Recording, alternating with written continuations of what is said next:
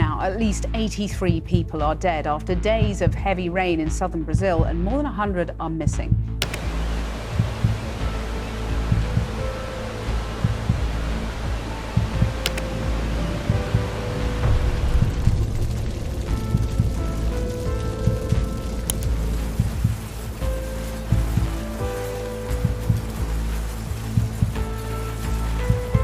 Across the globe, massive floods are causing chaos, with southern Brazil currently facing relentless rains and devastating impacts. The downpour has claimed more than 20 lives, and many more are missing, leaving communities torn apart and homes are swallowed by floodwaters. Thousands have been forced to flee, leaving behind everything they knew as roads transform into rivers and towns into isolated islands. Are these events a wake-up call to future, most destructive tragedies? Let's discover the horrifying impacts of these devastating disasters. The devastating flood crisis in southern Brazil. Down in southern Brazil, they're really going through it right now. It's been raining non-stop for what seems like forever, and the situation is pretty dire. Let's paint a picture here. The death toll is sitting at 31 and climbing. Plus, there are 60 people missing, just gone. Imagine chilling at home one day and the next, you're grabbing whatever you can because the flood might wash everything away. That's what's happening to about 15,000 folks who've had to bail on their homes since the skies opened up last Saturday. And the weather? Completely bonkers. Temperatures way higher than usual. The air is thick and sticky, and the winds are knocking everything around. But let's dig into those numbers because they're quite shocking. We've got at least 32 people confirmed dead. This might just become the deadliest flood the area has ever faced. Even the governor is calling it the worst flood in the region's history. Think about it. A whopping 500,000 people are now without the basics. No water, no electricity. Imagine not being able to call for help or even check if your buddies are okay. People are stuck in their towns, which now look more like islands. Roads have literally turned into rivers, bridges have crumbled, and the real rivers are overflowing, taking over everything. And there's more, because it's not just about too much rain and broken dams. There's a deeper issue here about being prepared, or rather not being prepared at all. It seems every time there's a major flood, everyone acts shocked, like they didn't see it coming. But really, we often know when bad weather is on the horizon. Yet the usual reaction is a mix of surprise and scrambling, rather than having a ready-to-go plan. So, people end up stranded, rescue resources are stretched thin, and the existing infrastructure just can't cope. Let's get into the gritty details. You've got thousands of people without homes now, searching for dry ground where their living rooms once stood. The government's efforts? Well, they often feel like they're just thrown together last minute, reactive, not proactive. In the meantime, regular folks are stepping up in ways you wouldn't believe. They're pulling together, sharing what little they have left, showing a kind of grit and spirit that's both inspiring and heart-wrenching. It's quite the spectacle. On one side, you have the undeniable strength and solidarity of everyday people, helping each other out, tackling challenges head-on, turning personal loss into communal gain. On the other side, you see the glaring gaps in the system, the slow responses, the poor planning, the lack of serious action until things are already out of hand. It's like watching a bad movie where you can predict everything that's going wrong, and all you can do is shake your head. As people band together to fill sandbags, share their homes, and save what they can, they're not just battling the floodwaters, they're also up against a tide of bureaucracy and inefficiency that often leaves them fighting harder than they should need to. The real heroes aren't the ones making promises on TV. They're the folks on the ground, making miracles happen with the bare minimum. Looking ahead, once the floodwaters recede and the news cameras pack up, the people of southern Brazil will have to rebuild. They'll put their homes and lives back together piece by piece because that's what people do. But the big question hanging over all this is whether anything will change for the better. Will the lessons from this disaster lead to actual improvements, better planning, stronger infrastructure, a more proactive approach? Or will it just be another episode in the same old story of being unprepared, with people left to fend for themselves when the next disaster strikes? As cynical as it sounds, we've seen this cycle before. Disaster strikes, people suffer, promises are made, and then the cycle restarts. The hope is always there that this time will be different, that this time the change will be real. But hope needs to be backed by action, solid, thoughtful, and immediate action. That's the challenge moving forward. Will we meet it, or will we just end up here again, having the same conversation the next time nature decides to throw a curveball? As much as we'd like to be optimistic, history has taught us to keep our expectations in check. Now, what's the government doing? They're sending helicopters to try and pull people out of there and to get some communication lines back up. But let's be real, the help seems too little in the face of such a massive disaster. We're talking about a total catastrophe here, in a place where 10 million people live. This is not just some heavy rain, it's a monumental flood, possibly the worst the state has ever dealt with. And while the government is doing what it can, everyone is hoping for the weather to give them a break. But waiting and hoping isn't all that's going on. Communities are pulling together in ways that are both heartbreaking and heartwarming. Neighbors are helping neighbors. People are sharing whatever they have: food, clothes, a place to sleep. It's a reminder of how tough times can bring out the best in people. Social media is buzzing with updates, with people trying to find lost family members or offering help to those stranded. It's a crucial tool right now, one of the few ways for people to stay connected in the chaos. Relief efforts are being organized through these platforms, providing a lifeline in the floodwaters. As the flood's impact worsens, we'll see what these deep waters mean for the people and their future. Brazil's flooded hearts and wrecked homes. Local businesses and even individuals from other parts of Brazil are stepping up too. Donations are pouring in: water bottles, non-perishable foods, blankets, and more. Volunteers are packing and sending these essentials to the affected areas. It's an enormous effort, a testament to human solidarity in the face of nature's wrath. In all this, the resilience of the human spirit is clear. People are facing unimaginable losses, yet they're finding strength in each other. The coming weeks are critical. The floodwaters will eventually recede, and the real work of rebuilding lives and homes will begin. It's a long road ahead, and it will take more than just clearing the debris. It will take rebuilding lives, restoring hope, and reimagining a future where communities are better prepared for such disasters. This flood might be one of the worst, but the response to it, the coming together of people, might just be one of the best things to emerge from the tragedy. Here we go again, just another day, another problem. This time, it's a dam. Well, part of a dam, actually. It wasn't even the whole thing, but that's not really comforting, is it? Because the real issue isn't just about a dam breaking. It's about all these dams failing to do their one job, keeping the water back. And it's not happening in some out-of-the-way places, but right in our big cities, even the capital. Guess what? The rivers are rising and could hit the highest levels since the 1940s. And to top it all off, it's still raining with no sign of stopping. We're looking at more heavy rain for the next 24 to 48 hours. But dealing with it, that's a whole different story. You've got the city,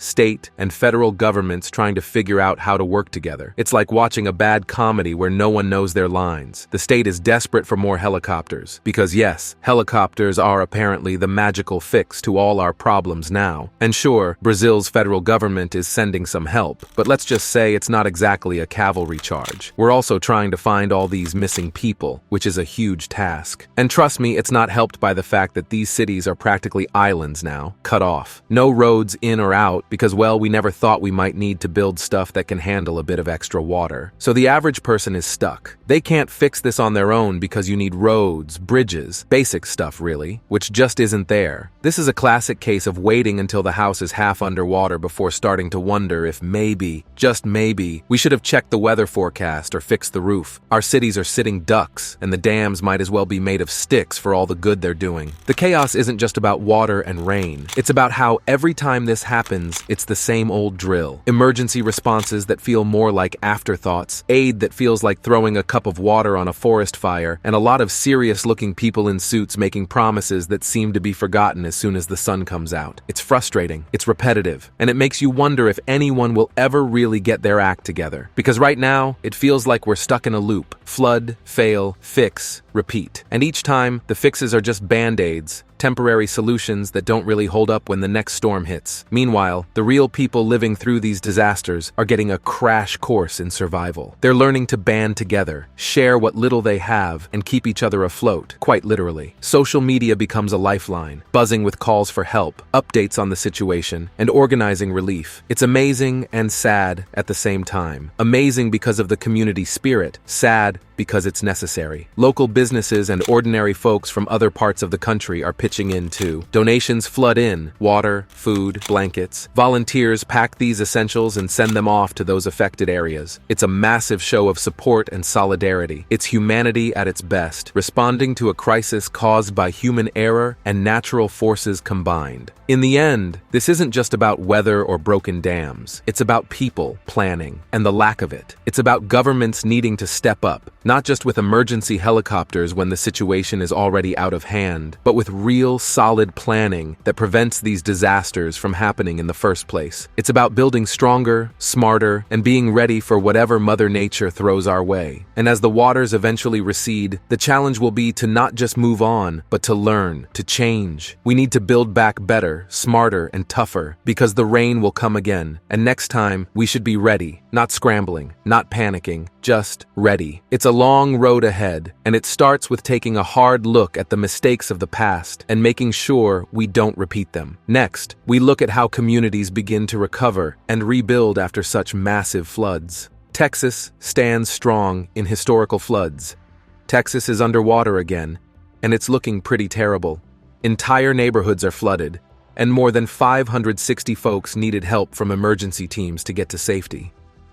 If you were to fly over the area, you'd see nothing but rooftops poking out of the water, one after another. Down on the street, the water's so high it's nearly swallowing street signs whole, just to paint a picture of how deep we're talking. This flooding isn't going away anytime soon either. The weather reports are saying that there's more rain on the way, stretching from Dallas to South Dakota. Around 15 million people are bracing themselves for what looks like another tough period. This next batch of bad weather might even bring dangerous tornadoes because of another big storm that's quickly moving in. Down in Houston, it's chaos. Cops in uniforms with cameras had to save a guy and his 3 dogs from his trailer, which was nearly buried under 8 feet of water. In Dallas, people are trying to get out of their cars with water rushing past them. In Hamilton, Texas, a trailer meant for carrying horses got caught in the flood and started floating away. It hasn't stopped raining since last Friday. Some places have seen more than 2 feet of water pile up. And just today, we got another 2 inches. Because of all this rain, hundreds of people and their pets have had to be rescued across Texas. This is the worst flooding some folks have ever seen. One river rose so much it almost spilled over a road. Then, not too far away, there was an explosion, and electricity started sparking from power lines that got wet. The damage is clear from up high: houses underwater, cars submerged, and street signs barely peeking out. Despite all the damage, 8 million people are still being warned that they might see floods reaching from Texas all the way to Oklahoma and Arkansas. Erica and Frank Courier went back to their house only to find everything in ruins. Almost everything they owned, still packed in boxes from moving in just 2 weeks ago, was ruined by the water. They were shocked to see all their stuff destroyed. And the trouble isn't letting up. Major rivers are expected to flood in the next few days. That means even more water and even more damage. For the folks living through it, this is more than just bad weather. It's a major disruption to their lives. Imagine planning your week, going to work, picking up kids from school, and then having to drop everything because your home is suddenly underwater. People are losing their jobs, kids are missing school, and whole communities are getting uprooted. Residents are scrambling to save what they can, but the reality is, much is already lost. Insurance will cover some of it, but the emotional toll and the hassle of rebuilding lives cannot be understated. Long after the waters recede, the real struggle begins. Cleaning up, dealing with mold, replacing lost belongings, and sometimes starting from scratch. Community centers and local groups are trying to help. They're setting up shelters, distributing food and clean water, and providing a temporary home for those who have lost theirs. Volunteers are coming from all over to lend a hand, bringing supplies and offering whatever support they can. It's a testament to the human spirit, how people come together in times of crisis. But the road to recovery is long. As the rivers continue to rise, more rain is forecasted, and the evacuation and rescue cycle might start again. It's a tough time for Texas, and it looks like the challenges are just going to keep on coming. Here we are again, with Texas practically swimming under so much water. The floods are so intense this time that they're reaching up to the road signs. Despite clear warnings, you'll still find folks stubborn enough to attempt driving through these makeshift lakes just to peek at their houses. Naturally, this recklessness just ends up in more folks needing to be saved, more drama, more rescues, all of which could have been easily avoided. Across Texas, it's the same old story. People who had to leave their homes are now trickling back, full of hope that maybe, just maybe, their places are still dry.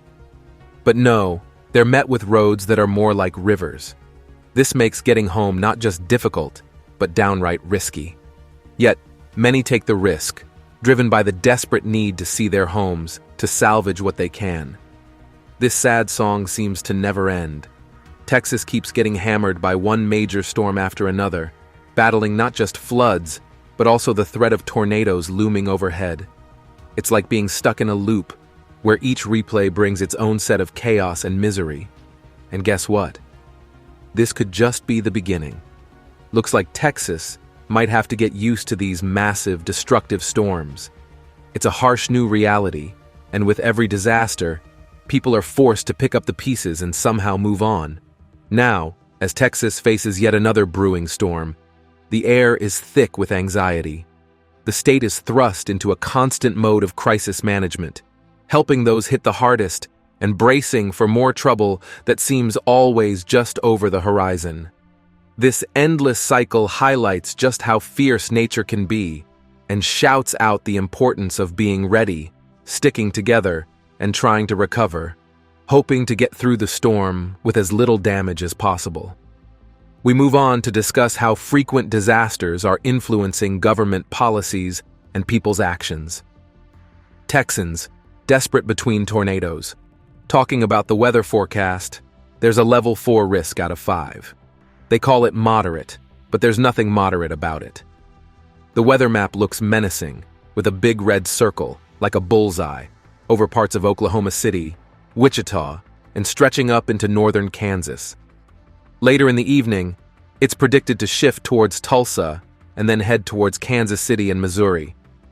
It's a shifting target, but the danger is constant. It's not a game anyone wants to play because it's all about how much you can avoid losing. This cycle of disasters isn't just bad luck. It's becoming a serious wake-up call. Every flood, every storm, serves as a brutal reminder that maybe this is what normal is going to look like from now on. With each episode of flooding and clearing up, the resilience of the people is tested to the max, and community fatigue is real and growing. Yet, there isn't much choice but to endure, rebuild, and prepare again. It's a tough reality to face, knowing that the skies might just open up again soon, tomorrow, next week, or next month, triggering the same exhausting cycle of preparation, panic, and cleanup. Dealing with these relentless natural assaults has become an unwelcome part of life here, a grim part of local lore that no one ever wished for. In this ongoing saga, Texas's spirit is tested repeatedly. The community's response, though, is something to behold. Neighbors helping neighbors, strangers becoming friends in the face of adversity. Volunteer groups and local agencies are stretching their limits, setting up shelters, distributing essentials, and offering a hand to hold in these tough times. It's a testament to human strength and kindness, showing how people come together when the going gets tough. But let's not sugarcoat it. The road to recovery is long and hard. As the rivers rise and more storms are forecasted, the cycle of evacuations and rescues might kick off anew. It's a tough pill to swallow, but the reality is stark, and the challenge is daunting. As Texans, facing down nature's fury is becoming part of the regular routine, a relentless test of wills where the stakes are homes, lives, and futures. We've got the long-track tornadoes on our hands, the kind that seem to never run out of steam. Imagine them as those house guests who just don't know when it's time to leave, and they mess up everything from the backyard to the basement as they trudge through. These storms are expected to start their mayhem in the late afternoon, just when you'd rather be winding down. Around 7 p.m., near Wichita and Oklahoma City, That's when the real trouble starts brewing. By the time they're supposed to hit Kansas City around 11 p.m., everyone's hoping they'll have calmed down somewhat. But along with these stubborn tornadoes, we're also in for some brutal wind damage and a whole lot of large hail, just to add a bit of flavor to our already exciting evening. But don't think for a second that it ends there. With each passing day, the situation is ramping up. Roughly 24 million people find themselves smack in the middle of what might as well be a blockbuster disaster movie set. This storm isn't just passing through, it's taking a tour through places like Nashville to Little Rock, turning scenic views into scenes of chaos. If you live in these areas, it's wise to keep a sharp eye on the skies and another on your stash of emergency supplies. These long-track tornadoes mean serious business. They can tear through neighborhoods and turn everything upside down faster than you can say duck and cover.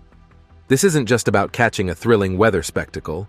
It's about staying alive, being ready, and knowing the safest spot in your house when things get real. Think of this scenario as if nature decided to throw the wildest party. And guess what? We're all invited, like it or not. The lineup includes fierce gusts of wind, hail that sounds like it's trying to break through the roof, and tornadoes that just don't know when to quit. And while it might be tempting to watch from your front porch, remember, this party can get out of hand real fast. So keep your phones charged with your favorite weather app open. Make sure you know what the weather folks are saying, and maybe it's a good idea to plan a quiet night deep inside your house, far from any windows. This isn't just another day. It's a stark reminder of how powerful and unpredictable Mother Nature can be. While the storm chasers are probably thrilled about catching these wild storms on camera, and the emergency teams are gearing up for a busy night, the rest of us should probably take a moment to review our emergency plans. This kind of storm demands respect and caution. Lots of it. When we look at the most devastating storms in history, we can really see the incredible power of nature and the enormous impact it can have on our lives. The Great Bola Cyclone of 1970 in Bangladesh is a stark reminder of how deadly storms can be, killing between 300,000 and 500,000 people. This cyclone not only took countless lives, but also destroyed homes, farms, and villages, erasing many communities from existence. Another significant storm, Hurricane Katrina in 2005, struck New Orleans and the surrounding areas with such force that it led to severe flooding, which became the main cause of the damage and high death toll. Over 1,800 people died, and the financial damages were astronomical, topping $125 billion. The scenes of devastation, with people stranded on rooftops and packed into emergency shelters, brought home the reality of what hurricanes can do. Across the Pacific, Super Typhoon Nina in 1975 caused a catastrophe in Taiwan and China. It was particularly deadly due to dam failures, which resulted in floods that killed about 229,000 people. The scale of the destruction was immense, with floods washing away entire neighborhoods and leaving nothing but devastation in their wake. Turning back to the United States, the 1900 Galveston hurricane remains the deadliest natural disaster in the country's history. It obliterated the town of Galveston, Texas, and claimed between 6,000 and 12,000 lives.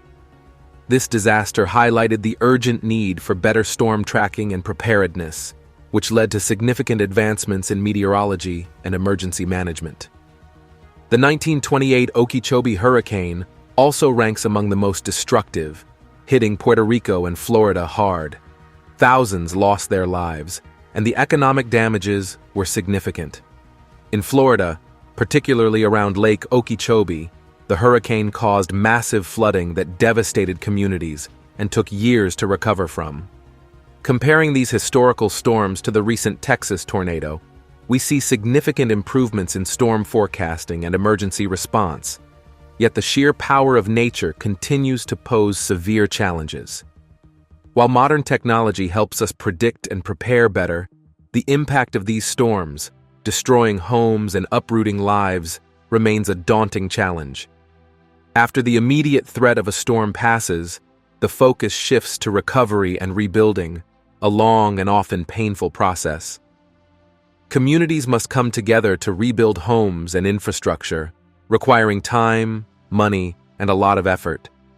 However, this process also brings people together, strengthening community bonds as everyone pitches in to help one another.